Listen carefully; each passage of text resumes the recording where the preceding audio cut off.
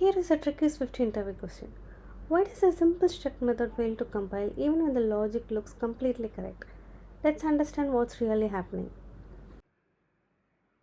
Here we have a simple protocol called counter.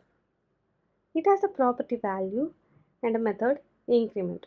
Then we have a struct myCounter that conforms to this protocol. Inside increment, we just increase the value by 1.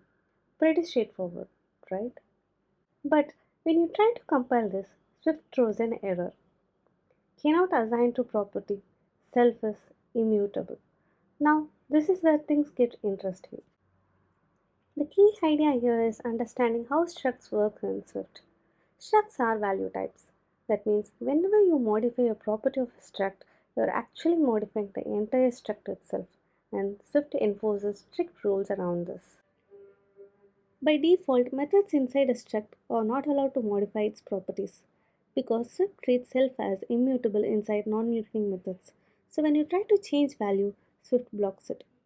The solution is to explicitly tell Swift, hey, this method is going to modify the struct, and we do that using the mutating keyword. So we update the method like this. We are using the mutating keyword for the increment function. Now the struct knows it is allowed to change its state. But here is the part many people miss. It's not enough to just update the struct. The protocol itself must allow mutation because protocols don't know whether they'll be used by a struct or a class. So you need to mark the protocol method as mutating as well. Now, a quick interview question. Do classes need the mutating keyword? The answer is no, because classes are reference types and they can modify properties without this restriction. So, to summarize, structs are value types. So, modifying properties requires mutating. Protocols must explicitly allow mutation if they are used with structs, and classes don't need mutating at all. This is a very common Swift interview question and also something that can cause real bugs if misunderstood. If you found this helpful, follow for more Swift deep dives and interview questions.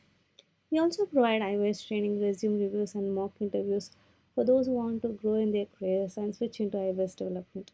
You can also contact me for freelancing support and bug fixes.